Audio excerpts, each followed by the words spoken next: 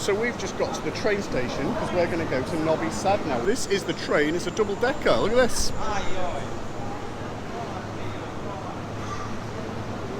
That's a very fancy train, and the tickets are only, what, about £10 for 2 people. The train journey is only half an hour. Enough space for your luggage?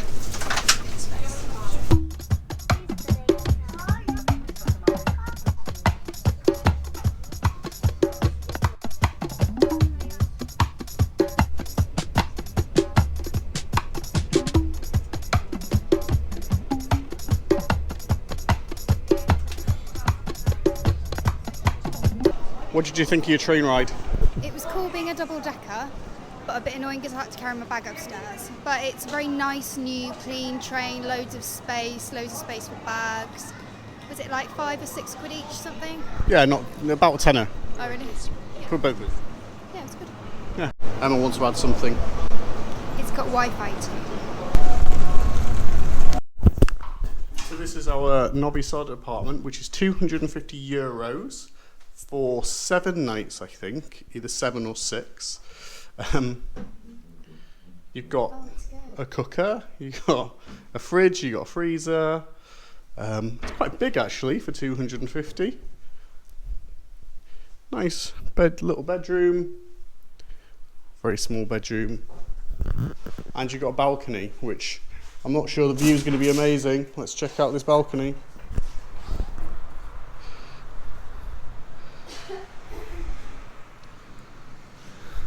Not the best of views, but It's alright. Some fresh air. yeah.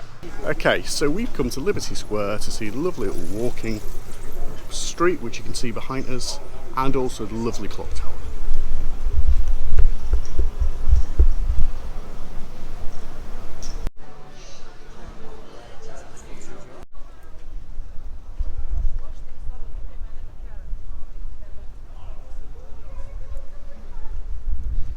So this is Liberty Square. What's the plan? It turns out it's very small, but we're going to walk to every corner of this tiny square. Due to trying to save a bit of cash, we've actually booked a week in Novi Sad. Starting to think it might be a slightly too longer time. We've got Netflix, it's fine. So the guy in tourist information was amazing, wasn't he? Yeah, really good. Great English, very helpful, lots of leaflets. Got some free books on what to do. Loads of free information, which I'm going to sit and read now because we've got a week here. We might go to a little village, might we? And also some information about how to get to our next place, which is a secret. You'll have to like and subscribe to work out where we're going next. Including me. Church, St Mary's Church, I think it's called. It's closed to visitors, it's just for praying at the moment. I can't understand or read the sign.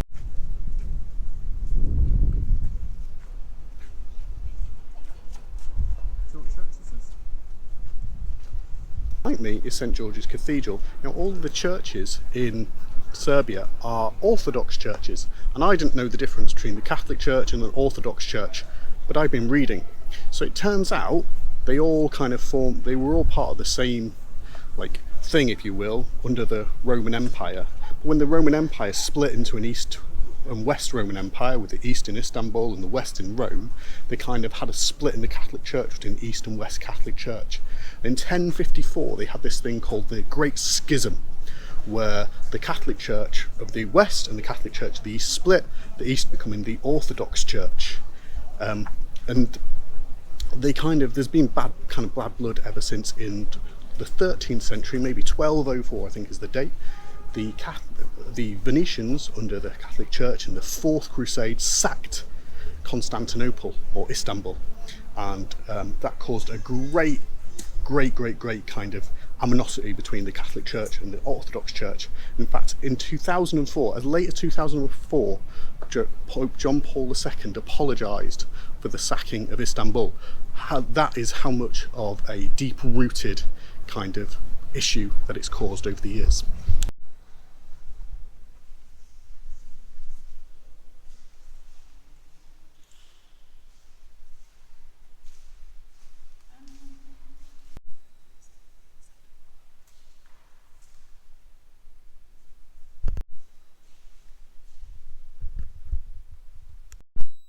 Beautiful church, don't you think? Yeah, it was really pretty. Look around in, what, 2 minutes? Yeah. So we've just stopped for a little Coke at this place. It's a little cafe that's an old train. It's even got its own train tracks. I'll do a little...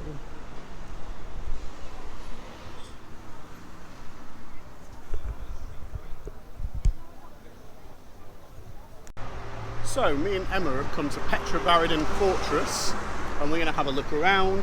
It's one of the big sites here in Novi Sad, which I've just learned was, we didn't even know this, was the European Capital of Culture in 2022. Lots of signs around saying that. So we're going to have a look around Petrovaradin Fortress. I guess let's see if this is a good fortress or not. Anything to say? These are the steps up to the fortress. Emma, how are you feeling about the steps?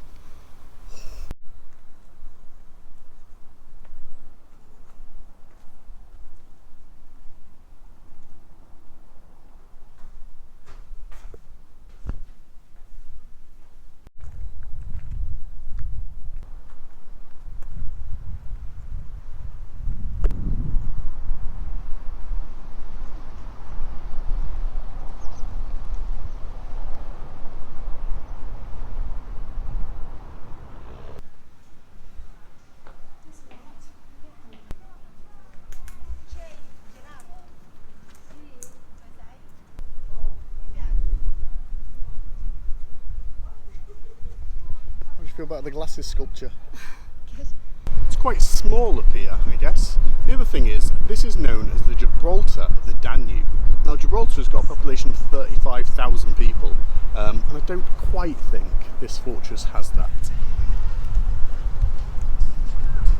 Unfortunately, I can't tell you exactly what this view is, but I can say that it's quite spectacular from the top. I did have a little bit of a sulk climbing the stairs, but actually they weren't as bad as I thought they were going to be, so would recommend. So once you get in the fortress, there's this big building inside of it you can see behind me. A lot of it seems to be either under renovation or it seems to have shut down. A lot of the businesses seem to have shut down. There's clearly some places here, but if you look, there's other spaces where there is a space for those kind of umbrellas and outdoor seating for a cafe, and those things aren't there anymore. And I think it's one of these things that you notice travelling post-pandemic. Just a few little things where you're like, oh, actually the pandemic's hit a lot of these places kind of hard. You look online, this place used to be full of art galleries.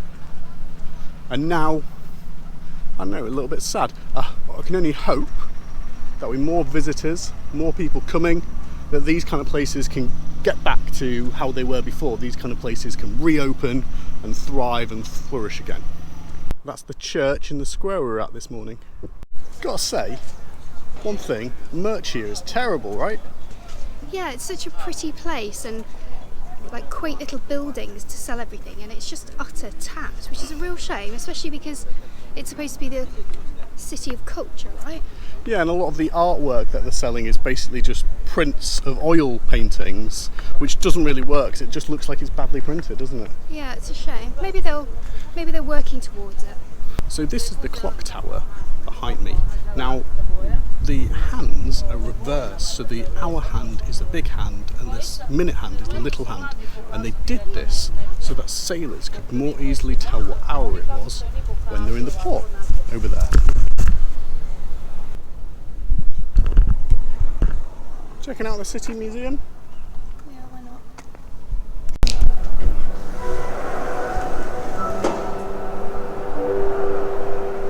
So it's 400 for a ticket. Let's have a look round.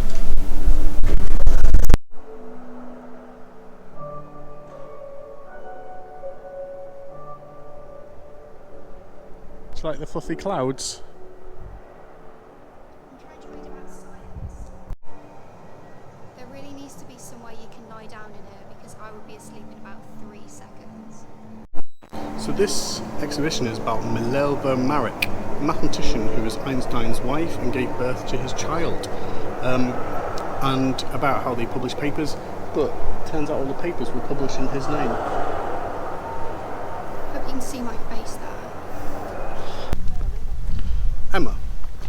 was the museum of Novi Sad worth 400 Serbian dinar or £3 English. Oh, I didn't realise it was only £3. Yeah, it was worth £3. It's worth exactly £3. Okay, so I'm quite bored of museums now, but there was a travelling exhibition about Einstein's wife and photons, which I didn't fully understand, but it was really quite spectacular. And now I'm angry that even though she co-authored all the papers, she got a Nobel Peace Prize and I've never heard of her. You didn't get a Nobel Peace Prize, you got a Nobel Prize for physics. Whatever, she got nothing. Infuriating, is what that is. And she's Serbian, which is why there's a dedication to her. It was really spectacular, actually, I have to say. It was enjoyable, wasn't it? Yeah. And also very air conditioned, which I enjoyed because it's 35 degrees today. Nice time at the fortress though. Yes, I enjoyed the views and the exhibition. I'm sad that the art's not very good here, but I'm admiring all the brickwork also. Oh, it's scary, look. 35-degree heat, it's time for us to go home. Have a little snack, isn't it? Yeah, and a nap. Oh, I'd love a little nap. Yeah. So we've been a bit rained off today, so we're going to start a new feature, which is Local Snack Watch. Local Snack Watch, yum. So let's have a look at the local snacks in Serbia.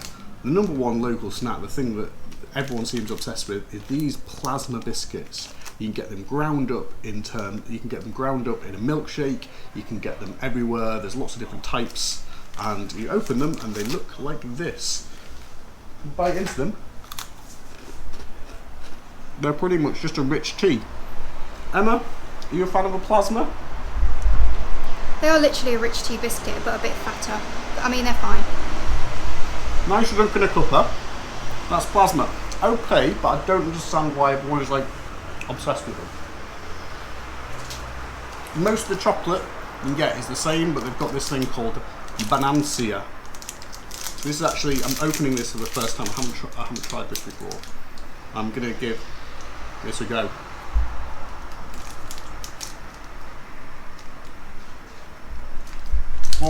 That's Can you tell what flavour it is? no. Kind of like gooey and chewy and like I have no idea what that is there. Emma, go on. Let's see Emma's taste test.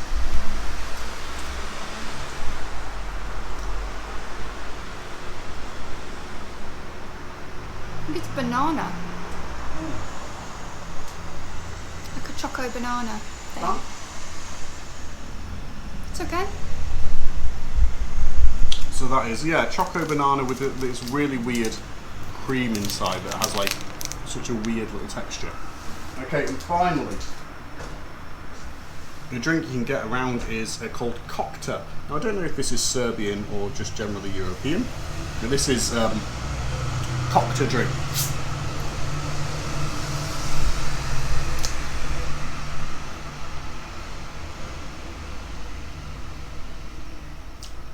Which is quite tart. It's like a mix between Coke, I guess, and it's like a mix between Coke and a Tizer, maybe. Or what's the one that tastes of medicine? Dandelion of burdock. Yeah, maybe a bit of dandelion burdock. Emma, have a sip.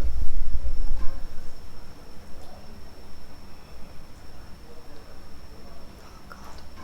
If your dandelion and burdock went off, it would taste like that. I quite like it. I think it's quite nice. Anyway, that is the first instalment and last in our new series. Serbian drinks from the local shop. Serbian snack time. Here is some funnel cake. So they make it, it's like dough that they put on a pole and they rotate it almost like a kebab in the oven, and you end up with this line of cake which they dip in the toppings of your choice, and I've gone for cocoa and walnut. Really hot. Very nice. Lovely. Funnel cake gets the top thumbs up.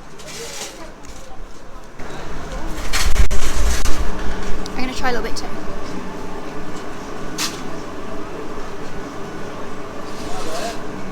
So we've come to the banks of the Danube to look at this statue called the Family. Now the Family statue represents the raid of Novi Sad that happened on the 20th of January 1942. And what happened was the Hungarian forces, they encircled the city, they put a curfew, they closed off the telephone lines, and then there was a huge amount of arrests and over 1,000 people died in this event. What they did was the Danube at the time was frozen, and they made them walk across the frozen Danube. They then shelled it, and people fell into the ice, people fell into the cold, died of hypothermia. Here we've got all the names of the people that died. And monuments like this are really important. Also, I feel like at school you get told a lot of stuff about Nazi Germany and the war crimes of Nazi Germany, but it's easy to forget in places like this. It wasn't just Nazi Germany, it was also Hungarian forces, Croatian forces, lots of different forces joined that axis, not just Nazi Germany itself. So the Family, if you want to read more about that, the Novi Sad raid. After we shot that, the heavens opened up. I'm absolutely jazzed about the rain. Where we live, there isn't a lot of rain, so this is very exciting. Although it's still not cold, but I've got my trousers on, just in case it got cold.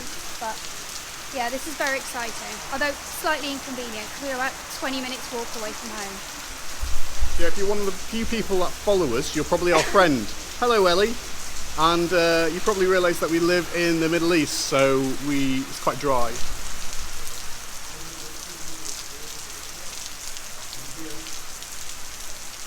So the rain's cleared up now, but unfortunately it has delayed our journey a little bit, so we were too late to go to the museum.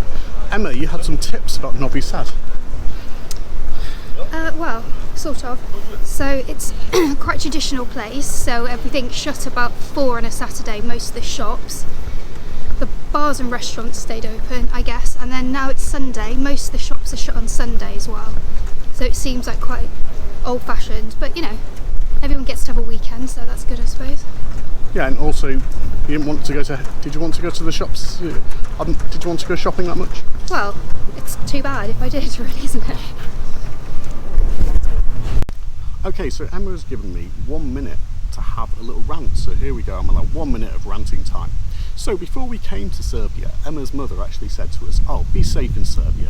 And of course the only thing I knew about Serbia was the 1999 Serbia-Kosovo conflict, because you only hear about these countries when they're in the news for bad things, like wars or famines or floods and things like that. But actually Serbia's been absolutely lovely, as was Bulgaria. Not at all the kind of stereotype of like these Eastern European drab places that you kind of learn at school. You know, I was at school 25 years ago. The textbooks I learned from were probably outdated even then. My view of the world is outdated. So it's been really good to travel to these places to see how vibrant and fresh and cool they are. And actually it's a really positive case for travelling in general. Like, you get to see the world through fresh eyes rather than the eyes of, you know, what the world was like 25 years ago when you were in school. So if you want to see more of the world, subscribe to our videos, but also, you know, get on Skyscanner and book yourself a place and go somewhere. Minute up. Hello, I'm back home now and I'm editing this video and also doing some other important things. So when I went through our YouTube stats, I found that 90% of people who watch our video aren't subscribed. If that is you and you enjoyed this video, why not subscribe to our channel? It would really help us out. Maybe we can get some monetization, that sweet moolah. So if you enjoyed this video, please subscribe if you want to see more of me and Emma like mooching around the world and complaining, really. Okay, see you next time. The camera's there. It's on an iPad. Very annoying camera placement.